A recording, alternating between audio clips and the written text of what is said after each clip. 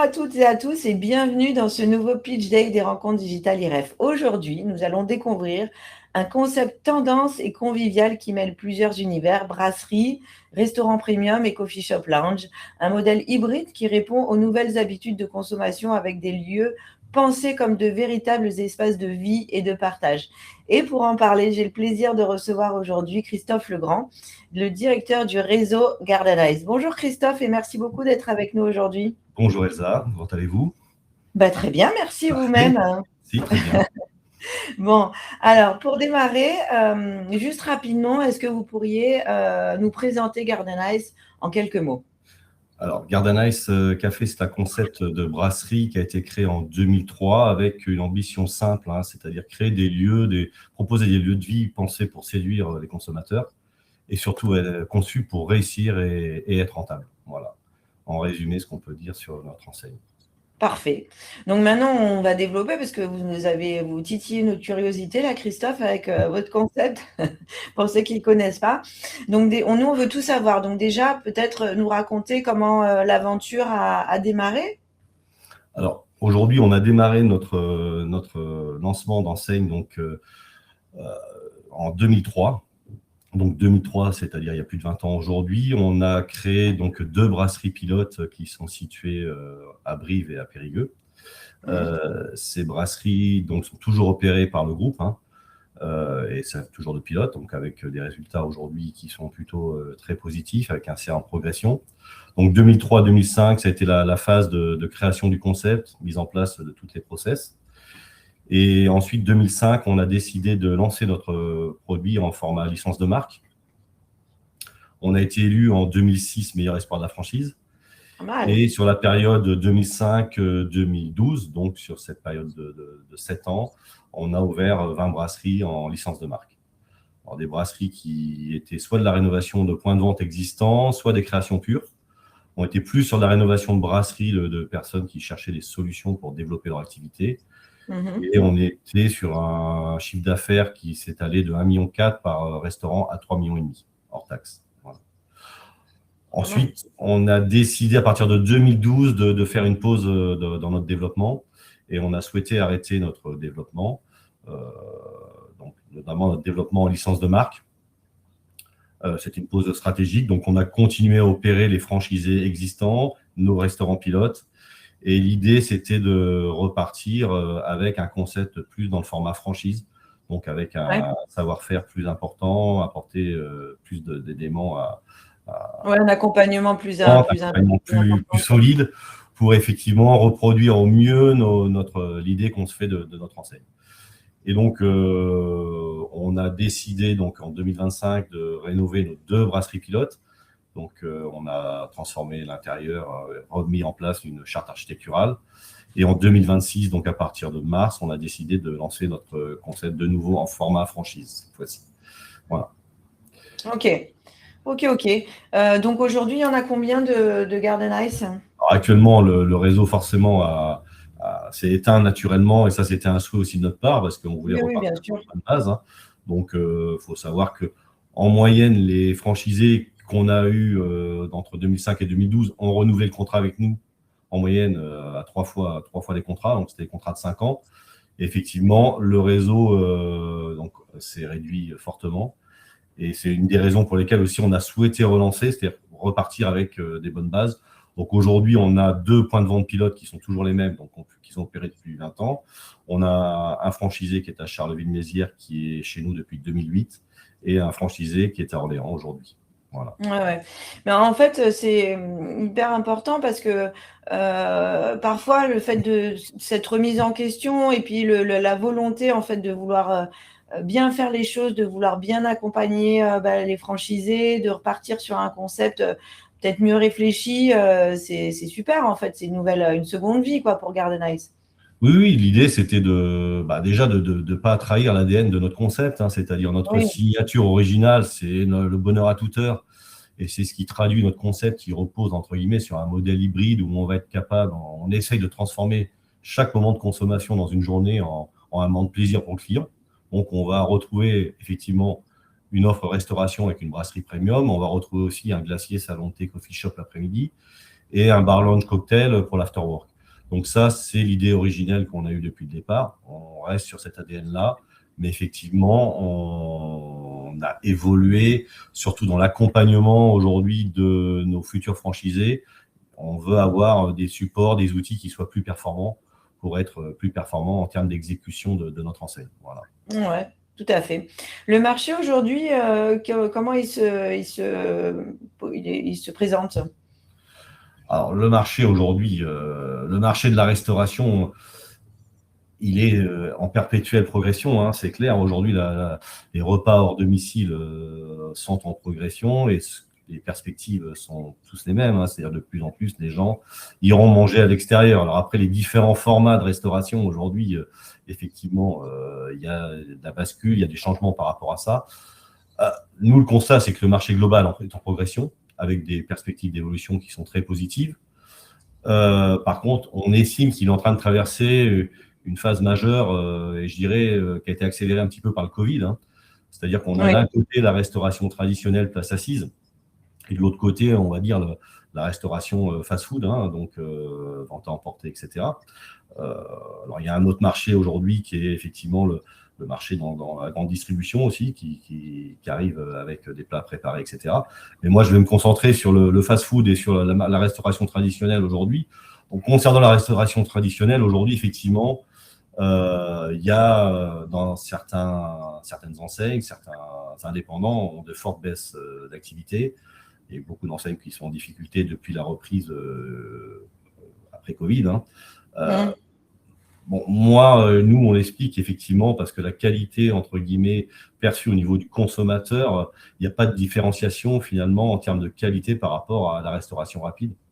Et effectivement, si on n'apporte pas une plus-value aujourd'hui, quel est l'intérêt d'aller dépenser plus dans un restaurant si on n'apporte pas une qualité supérieure par rapport à un fast-food, quoi. Et donc, ça explique une des raisons, effectivement, de problématiques chez certaines enseignes, certains indépendants, qui, effectivement, n'ont pas réfléchi à cette plus-value à apporter aux clients. Et d'un autre côté, le fast-food, aujourd'hui, effectivement, lui, progresse, mais devient aujourd'hui confronté à une guerre des prix qui, à mon avis, est très dangereuse. On le voit avec l'arrivée de tout ce qui est Krusty Chicken. On voit aujourd'hui des grandes enseignes type McDo, Burger King s'inquiéter un petit peu de cette baisse des prix. Et aujourd'hui, on est vraiment sur la baisse des prix totale, quoi. C'est-à-dire qu'aujourd'hui, même les majors sur ce secteur d'activité-là s'inquiètent et vont chercher du prix. Donc, nous, on estime que le marché il est de plus en plus polarisé. Alors, on estime qu'il y a à peu près 3 offres aujourd'hui, 3 segments qui existent. Hein. Il y a l'offre très accessible du fast-food purement fonctionnel, hein. Donc avec aujourd'hui effectivement tout ce qui est fast-food, tout ce qui est crousty, donc là où on va aller chercher du prix. Et puis il y a des concepts aussi qui dans la restauration qui sont capables de créer une valeur perçue, comment expliquer, une dynamique, une expérience client, d'avoir de la qualité, d'aller chercher ça. Et puis, il y a les modèles intermédiaires aujourd'hui qui n'ont ni identité, ni véritable expérience client, qui, pour moi, sont les plus fragilisés. C'est souvent dans la restauration, place assise, où aujourd'hui, il n'y a pas cette plus-value-là qui est compensée par le prix, quoi. Donc, on se retrouve effectivement, nous, notre positionnement, il est plutôt dans une dynamique de positionnement pas uniquement basé sur le prix, mais basé sur une expérience client, un univers plutôt qualitatif, premium en termes d'agencement, de décor, d'aménagement, et aussi en termes d'offres produits. Donc, l'idée, c'est d'avoir des produits qui soient gourmands, bons et visuels attractivement. Donc, on est convaincus, nous, aujourd'hui, que le consommateur est prêt à accepter de payer plus s'il perçoit un réel avantage. Effectivement, oui, tout à fait. S'il perçoit de la qualité, de l'expérience, une régularité aussi dans le restaurant qu'il va fréquenter tous les jours, hein, c'est très important. Il va y percevoir une véritable valeur ajoutée et c'est exactement nous la vision qu'on développe et l'analyse qu'on fait du marché et c'est ce en quoi on veut répondre avec notre enseigne. Voilà. Donc, c'est-à-dire aujourd'hui capable de répondre aux nouvelles attentes d'un certain segment de la restauration place assise et notamment d'être plutôt sur le premium plutôt que d'être dans la guerre des prix. Ouais, tout à fait. Et alors, comment ça se passe une journée type chez Garden Ice? Parce qu'il y a chaque moment de la journée a son ambiance particulière chez Garden Ice. Alors oui, on a essayé un petit peu dans le concept, comme je l'avais expliqué dès le départ, hein, notre devise, c'est le bonheur à toute heure. Et l'idée aujourd'hui, c'est effectivement d'avoir une offre qui s'adapte à tous les moments de consommation. C'est ce qu'on retrouve normalement dans une brasserie. Une brasserie, c'est fait pour vivre du matin jusqu'au soir. Oui. Et l'idée, effectivement, c'est que la restauration continue ne suffit pas forcément. L'idée, c'est d'y greffer des offres après-midi, des offres matin, des offres after work, et d'avoir une offre différente entre le midi et le soir, notamment sur la restauration, où on gère pas forcément de la même façon. Donc, aujourd'hui, on a des offres qui sont adaptées à chaque moment de consommation. Donc, par la partie brasserie le midi, c'est plus aujourd'hui une orientation plat du jour et carte traditionnelle, hein. Et après, Oui. la partie dîner le soir, on va travailler des suggestions du marché, plus la partie carte brasserie. Et après, au milieu, on a tout ce qui est l'happy hour qui est travaillé donc avec une grosse carte cocktail. Et on a une partie très importante chez nous, la pause sucrée d'après-midi, qu'on appelle la pause gourmande. On va être à la fois une offre coffee shop, mais à la fois une offre glace. La glace, chez nous, est très important, très bien mise en valeur, et une offre pâtisserie, boisson chaude. Voilà. Donc, l'idée, c'est Ok. qu'effectivement, on puisse faire vivre notre établissement du matin jusqu'au soir. Les loyers sont chers, donc il faut effectivement qu'on ait une activité en continu. Donc vous positionnez vraiment, comme vous le disiez, Christophe, tout à l'heure, sur une offre premium quand même, avec des produits de qualité. Pour vous, c'est important? C'est hyper important aujourd'hui. De toute façon, nous, on a perçu qu'effectivement, la perception du client aujourd'hui, le client dans la restauration de place assise, aujourd'hui, s'il n'a pas une perception de qualité, de réelle valeur ajoutée, il va pas forcément, il va déserter votre restaurant. C'est ce qui se passe dans beaucoup de restaurants place assise. C'est-à-dire qu'à un moment, si on n'est pas capable d'apporter une plus-value dans l'assiette, dans le décor, dans l'accueil, etc., aucune raison pour le client d'aller payer plus cher un Oui, burger. oui, oui, tout à fait.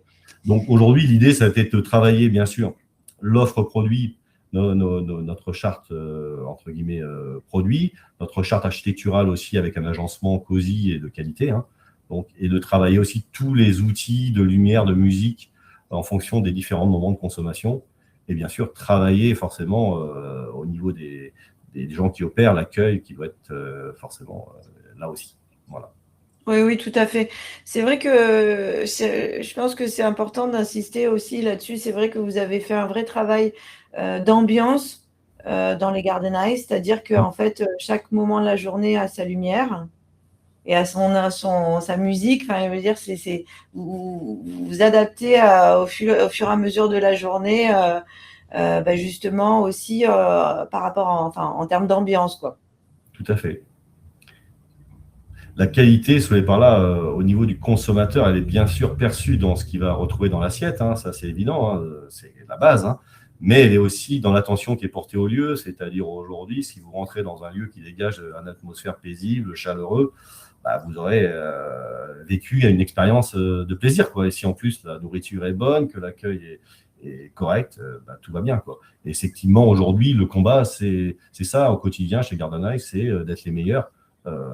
Et nous, aujourd'hui, on doit accompagner nos futurs partenaires franchisés à être les meilleurs. Et on a les outils aujourd'hui pour les accompagner dans cette démarche-là. Voilà. Effectivement, Oui, aujourd'hui, nous ne travaillons pas les prix bas absolument. Ce n'est pas du tout oui, l'idée. oui, oui, oui. L'idée, Oui, c'est oui. vraiment, aujourd'hui, les prix bas, il y a énormément de gens sur ce marché-là. L'idée, c'est de travailler l'expérience client et d'aller proposer des produits de qualité et effectivement de trouver des solutions pour que notre franchisé les exécute de manière le plus simple possible. Alors, il y a un peu de travail, mais on a de très bons outils aujourd'hui pour le permettre. On a 20 ans d'expérience par rapport à ça, donc aujourd'hui, on a des restaurants pilotes, donc 2 restaurants pilotes qui tournent depuis 20 ans, donc avec les résultats qui sont là. Donc, on peut prouver effectivement qu'aujourd'hui, on a ce savoir-faire-là. Ok, Je vous ai merci. coupé. Non, mais très bien. Non, maintenant, j'aimerais bien qu'on échange un petit peu sur le type de candidat que vous recherchez. Quelle qualité il doit avoir ou elle doit avoir pour vraiment s'épanouir pleinement au sein de Garden Ice?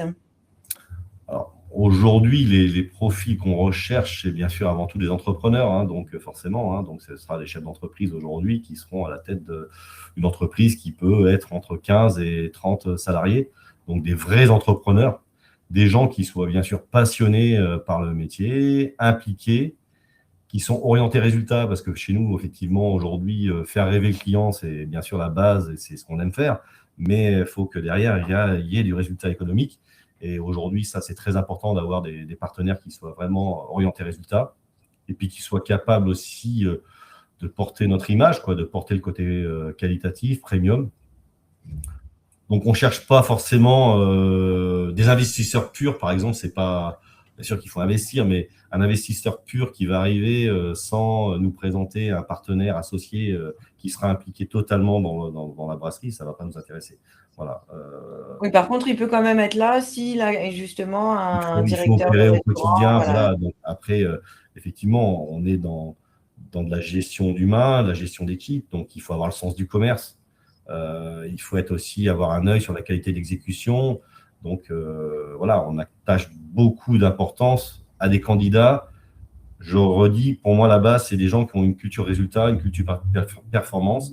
Parce qu'effectivement, ce qui compte quand même à la fin, c'est la dernière ligne au niveau du compte de résultat. Donc, se faire plaisir, c'est une chose, mais il faut quand même que ce soit rentable. Donc, on va chercher ce profil-là. Des gens qui vont avoir aussi le sens du détail dans l'exigence opérationnelle au niveau de la structure, hein, puisqu'effectivement, on ne peut pas avoir une bonne expérience si on n'est pas dans le détail au niveau du client. Hein. Donc, le détail, c'est très important.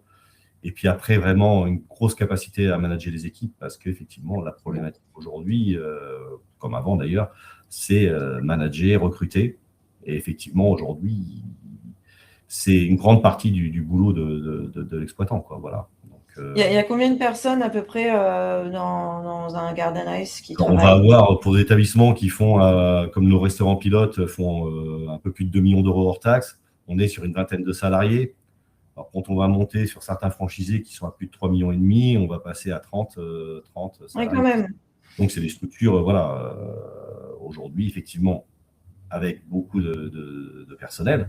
Alors, ça a un large avantage, hein, c'est qu'effectivement, on est plus dans l'exécution, plus dans la prise de hauteur que dans le terrain là, à 100%. Mais il faut bien sûr avoir la capacité d'être sur le terrain. Voilà. Chez nous, c'est vrai qu'on va rechercher quelqu'un qui comprend que chaque détail compte aujourd'hui pour réussir dans son restaurant. C'est-à-dire que les détails, c'est la qualité des produits qu'on sert. La présentation, le visuel aujourd'hui est très important. Donc, vous savez que tout est Instagram. L'accueil client est hyper important. L'ambiance que va dégager le point de vente. Et puis aussi la régularité de l'expérience client. C'est-à-dire qu'il ne suffit pas d'être bon un jour, il faut être bon toujours. Voilà, il faut être au top en permanence. Donc, effectivement, c'est un vrai travail. Voilà. Ouais. Est-ce qu'on peut démarrer à deux aussi? Ou vaut mieux démarrer seul l'aventure Garden Ice? Alors, l'idéal pour moi, c'est un couple. Voilà, à deux, c'est l'idéal. Seul, ça peut être compliqué, hein, mais après, ça dépend Des recrutements qu'on va faire Voilà, aussi, je quoi. dirais, il faut quand même aujourd'hui avoir un ou deux hommes clés dans la structure. C'est-à-dire qu'effectivement, vous pouvez être seul, mais avec un homme clé que vous pouvez associer effectivement dans le process. Mais seul, c'est possible. Mais à deux, Ok. c'est quand même mieux. Hein. Voilà. À deux, c'est mieux. Oui, Mais à deux, bon. voilà. Ok. Et est-ce qu'il faut absolument être issu du secteur de la restauration ou est-ce que vous accueillez aussi des profils qui peuvent être en reconversion professionnelle? Alors, issu du secteur de la restauration, je vous dirais non. Ce n'est pas une obligation. Bien au contraire, hein, on peut très bien aujourd'hui, nous, comme je vous ai expliqué, on cherche des entrepreneurs. Hein, donc, effectivement, il peut y avoir des entrepreneurs qui sont issus du secteur de la restauration, mais il peut y avoir des entrepreneurs qui ne sont pas issus du secteur de la restauration et qui maîtrisent toutes les compétences qu'il y a à avoir. Nous, aujourd'hui, c'est vraiment… ce qu'on va rechercher, c'est l'envie de s'investir pleinement dans un projet et aujourd'hui, cette capacité à manager et la rigueur. Donc, est-ce que ça, c'est un critère qu'on va retrouver spécifiquement chez des restaurateurs? Non, je ne pense pas. Même certaines fois, on ne le retrouve pas chez des restaurateurs. Donc, effectivement, Oui, c'est vrai. nous, on va chercher quelqu'un qui privilégie effectivement un investissement total, donc qui est conscient aussi du travail qui l'attend. C'est-à-dire qu'aujourd'hui, effectivement, dans nos brasseries, on dégage des forts résultats, des belles rémunérations, ça c'est sûr. Mais effectivement, c'est aujourd'hui un investissement très important en termes humains, tout sur les premières années, le temps de construire une équipe, etc. Donc, pas forcément des gens dans la restauration, ça peut être un plus aussi, mais quelqu'un qui est restaurateur, qui n'a pas du tout les capacités de manager, qui n'a pas une rigueur opérationnelle, qui n'est pas, c'est pas dans le sens du service client, non, ça ne nous intéressera pas. Donc, oui, okay. Non, je dirais, voilà, mais pas forcément restaurateur. Ok. Ouais, non, pardon. On accompagne nos franchisés à travers la formation. On accompagne aujourd'hui dans les outils qu'on a développés pour l'application du concept, donc tous les manuels opérationnels, toutes les méthodes de savoir-faire, la formation préalable. Donc les franchisés sont accompagnés vraiment pour exécuter. Voilà. Après, oui, ça c'est vrai. Mais ça, on va en reparler un petit peu plus tard. On va se pencher un petit peu plus là-dessus, justement, sur l'accompagnement. Mais avant, Christophe, il y a plusieurs façons de rejoindre le réseau. Oui, tout à fait. Alors aujourd'hui, pour rejoindre le réseau, par là, on va s'adresser, ça rejoint un petit peu ce que vous avez dit tout à l'heure. On va avoir effectivement des restaurateurs qui ont leur propre restaurant ou brasserie et qui se posent des questions parce que, comme je l'ai expliqué, il y a toute cette baisse d'activité qu'ils peuvent rencontrer, etc. Et effectivement, aujourd'hui, on a déjà opéré sur ce qu'on appelle, nous, des transformations. Donc, c'est-à-dire, aujourd'hui, on va opérer sur un établissement existant avec des rénovations. Alors, ça peut être une rénovation, ce qu'on appelle chez nous light, qui est à partir de 100 000 € d'investissement. Ouais. Donc là, ça concerne une brasserie ou un restaurant qui dispose déjà de toutes les normes au niveau cuisine, accès PMR. Donc, il y a une structure exploitable et une décoration qualitative. On va simplement y mettre notre identité, de couleur, etc. Et donc, on va limiter les travaux. Donc, c'est possible d'intégrer notre réseau aujourd'hui pour un restaurateur qui est en activité ou pour une personne qui veut rentrer dans notre réseau par l'achat d'un fonds de commerce où il va acheter un fonds de commerce. On a des candidats actuellement qui sont sur des rachats de fonds de commerce et qui vont être dans la rénovation du fonds de commerce qu'ils vont racheter. Donc, la particularité, c'est qu'on peut être sur des rénovations plutôt light, plutôt 100 000 €, sur bien sûr des établissements aujourd'hui qui ont une structure qualitative. Après, on a la partie 2, c'est à partir de 300 000 €, c'est-à-dire que là, on s'adresse à des établissements qui ont aujourd'hui des remises aux normes techniques plus importantes, qui ont à réorganiser leur espace, qui ont à moderniser totalement leur déco. Et donc là, effectivement, on va être à partir d'investissements à partir de 300 000 €. Voilà. Ok. Donc là, dans le cadre effectivement d'un restaurateur existant, il peut très bien intégrer notre réseau sans apport personnel. S'il a un bon compte d'exploitation, il intègre directement, il a le crédit sans problème au niveau de la banque. Et puis après, il y a la partie création pure. Donc là, c'est à partir d'une cellule commerciale vide, qui peut être au minimum, nous on estime le minimum chez nous c'est 350 mètres carrés avec une terrasse obligatoire. Effectivement, là, on va être sur la création du restaurant de A jusqu'à Z, des cuisines, de la partie technique. Donc là, on va être grosso modo à peu près 1 million d'euros d'investissement. Voilà. Donc les 3 solutions aujourd'hui permettent d'intégrer à différents niveaux dans notre enseigne. Voilà. Ouais, tout à fait. Alors, du coup, comment ça se passe en termes d'accompagnement? Ça y est, on y vient, Christophe. Comment vous procédez chez Garden Ice pour accompagner justement les candidats du premier contact après l'ouverture? En premier contact, bien sûr, aujourd'hui, on est dans toute la phase étude de projet. Donc là, on va étudier effectivement la potentialité de l'emplacement, choisir le format le plus adapté, valider l'emplacement. Ensuite, on va accompagner dans la création du business plan, l'accompagnement effectivement pour les démarches bancaires, etc., le prévisionnel. Et après, on va, une fois que tout ça a été validé, que l'emplacement a été validé, que le financement est validé, on va accompagner dans le suivi des travaux et l'aménagement. Donc, ce n'est pas nous qui faisons les travaux, mais on accompagne forcément pour avoir le suivi du concept architectural, l'identité. On a toute une assistance préparatoire donc à l'ouverture.